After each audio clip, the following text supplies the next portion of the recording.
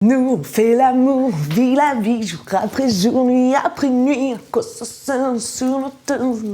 Ok, de retour dans mon royaume. Salut toi, c'est Queen Camille. Aujourd'hui, on va apprendre à tresser les poils pubiens. Mais non, je déconne. On va parler de première fois, tranquille comme ça, là, comme à la maison. Propulsé par mademoiselle.com. Ah ouais? Ok, ça swing. Aujourd'hui, je réponds à une question de Clara que je vais vous réciter de mémoire. Absolument pas. Salut Camille, salut ma fleur des champs. J'ai actuellement 17 ans et je suis toujours vierge. Je ne suis absolument pas coincée, je parle beaucoup de sexualité, à croire que toutes les vierges ne sont pas coincées. Good point. Je n'accorde pas beaucoup d'importance à la première fois, pourtant, quand j'ai l'occasion de sauter le pas, j'ai peur et je ne fais rien. Est-ce normal? Est-ce vraiment une bonne idée de faire sa première fois avec quelqu'un rencontré en soirée? Chère Clara, tu te demandes si c'est normal de ressentir de la peur, du stress, bref, d'être tendu du string au moment de sauter le pas. Eh bien, j'ai envie de te répondre que rien n'est normal ou anormal en sexe. Voilà, merci, c'est tout pour moi. En vrai, ça peut arriver d'avoir de l'appréhension avant de faire quelque chose qu'on ne connaît pas, dans la vie normale, en général, donc dans le sexe aussi. Donc si tu es stressé, eh bien il te faut accepter l'idée que tu débutes. Voilà, tu sais pas tout comment ça marche, tu connais pas, tu peux en faire part à ton partenaire, ou tu peux également faire genre. Ouais, t'inquiète, j'ai fait ça des dizaines de fois avec des centaines de personnes, donc je connais, hein. Ah cool, bah... On fait ça maintenant? Ouais, allez. Allez. Oh, ouais, yo, tu fais quoi, là? Bah, je vais te déshabiller. Non, je crois pas c'est comme ça qu'on fait, hein, donc laisse-moi gérer, parce que je connais. Ok. C'est parti. Il y a plein de mythes et d'idées reçues autour de la virginité, donc si tu veux te rassurer et en démonter quelques-uns proprement, je te conseille de lire ces articles. Est-ce que la première fois fait vraiment mal? Ou encore, pourquoi la première fois ne sera pas forcément ta meilleure? Je ne sais pas qui a écrit ces papiers, mais ils sont formidables. C'est moi. Alors on me souffle dans la couronne que ce serait une question qui turlupinerait davantage les filles que les garçons. Alors pour comprendre pourquoi les filles ont cette pression autour de la virginité, remontons un petit peu aux origines du concept. C'est surtout la religion qui nous en a fait des caisses, principalement pour des histoires de filiation.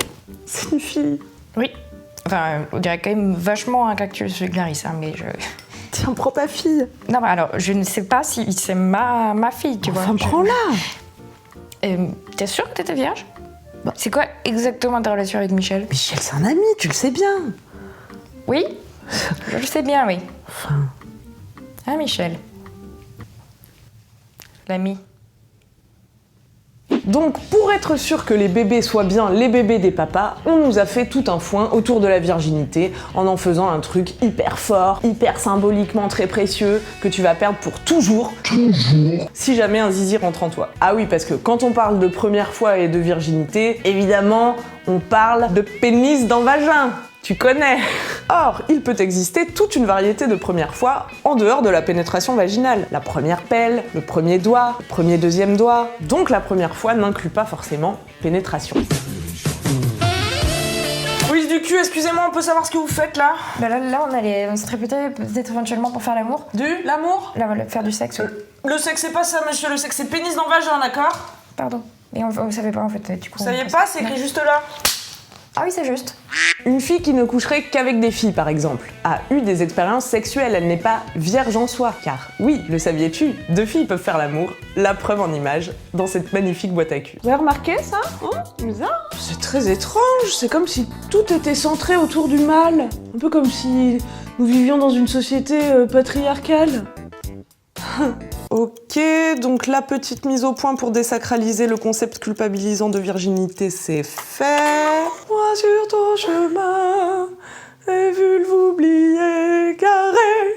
Chère Clara, tu te demandes précisément avec qui choisir de faire l'amour pour ta première fois, tes premières fois. Alors attention, je vais te donner mon avis très personnel, mais après tout, j'ai un sceptre vulve en pas de fimo, donc a priori, vous pouvez me faire confiance. Choisir son partenaire pour une première fois, bah c'est comme pour toutes les autres fois suivantes en fait. C'est quelqu'un qui t'attire, avec qui tu es à l'aise, avec qui tu n'as pas peur d'être jugé, idéalement vous vous marrez bien, ou peut-être c'est quelqu'un avec qui tu n'as rien à voir, tu partirais même pas une après-midi avec à Aquasplash, mais c'est quelqu'un de bienveillant, en qui tu as confiance, et n'est-ce pas là la qualité principale d'un bon partenaire? Comme les premières fois c'est un peu stressant, parce que voilà, on connaît pas, on sait pas trop, ça peut être intéressant de choisir choisir quelqu'un avec qui tu te sens rassuré pour passer un bon moment sans pression, puisqu'après tout, on n'est pas venu là pour souffrir. Je suis pas venue ici pour souffrir, ok? En réalité, chère Clara, c'est à toi de choisir les critères que tu veux que ton ou ta partenaire remplisse. Certaines personnes ont besoin de prendre davantage le temps de connaître l'autre, d'autres y vont plutôt au feeling. Ça dépend aussi de ce que tu attends de cette relation sexuelle, alors dites-moi ce que vous en pensez en commentaire, mais je crois que c'est important de partager une intention commune para hacer el sexo. Bien sûr, le consentement est obligatoire, mais c'est également cool d'avoir une intention mutuelle. Est-ce que vous avez envie de cette relation sexuelle pour le plaisir, pour vous détendre, ou est-ce que vous recherchez une connexion intime, émotionnelle, voire cosmique? Et puis quelqu'un rencontré en soirée, ça peut être tout un tas de personnes différentes en fait.